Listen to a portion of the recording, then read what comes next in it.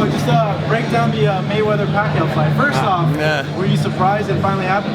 Yeah, but you know, it makes sense. There's nothing anymore for both these guys, pretty much. You know, I wish that it was still when Pac-Man was undefeated, totally, right?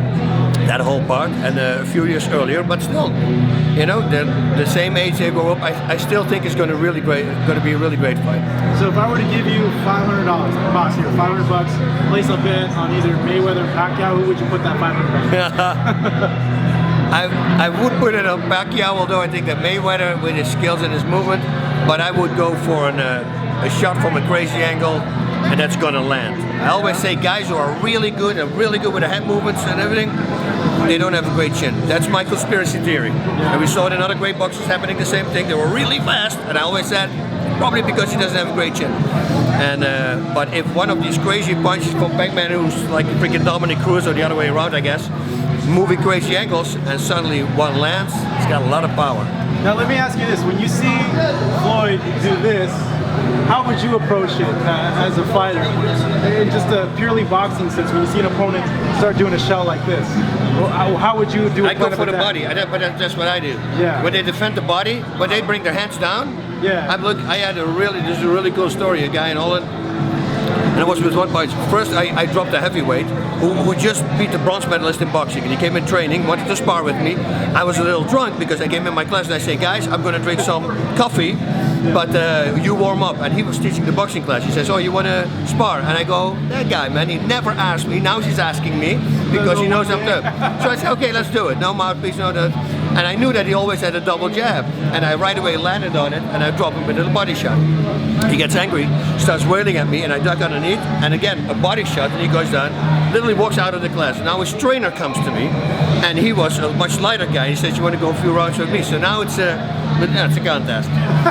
And he right away, first thing he did, in front of me, standing like this, hands down, with his movement like this. And I just looked him dead in the eye, I point even at him, and I go, boom! One shot. Yeah. Because he was going to do this. Yeah, or he thinks down. I'm going to hit him in the face. So he moved his head back, and I hit him on the solid one punch. Yeah. That's it. And I never saw that also with Anderson. When people start doing this, they want you to hit the head. Yeah. That's why they bring the hands down, hit the body. But that lock in the eyes. Yeah. If you do not blink down, if I just look there, and then I go for the shot, it's going to get it. It's funny, there's a video of Ali doing the shuffle, and his trainer's like, don't do that shit on me. And he's like, what would you do? And Ali's doing this, and his trainer goes, and it hits him right in the gut right there. You see, like, oh, you know. Everybody expects the head. Yeah. You know, but that's the only guy that I didn't see do this who was Rory McDonald when he fought, and now more people finally start doing it. Like when you hit somebody to the body, with the BJ Penn fight, he was hurt, and right away he starts attacking the head. And then I hear other commentators say, oh, it was in boxing now also, with the Triple G. Yeah. He said, oh, he hit him with the body, and now he's hitting the head. What? It makes no sense for the commentators. And I go like, dude, that's the smartest guy there is. Because if my body is hurt, what am I going to defend? I'm going to defend my body. Yeah. So if I suddenly start hitting your head, you go like, whoa, whoa, whoa, what is he attacking now? They continue on the head, and then the body shot comes again. But everybody, and that's the wrong thing with a lot of corners also, if you knock somebody down, he's dazed, his corner will go, hit him, hit him, hit him. Instead of the corner should go for the body. Yeah. Because this guy's doing this now.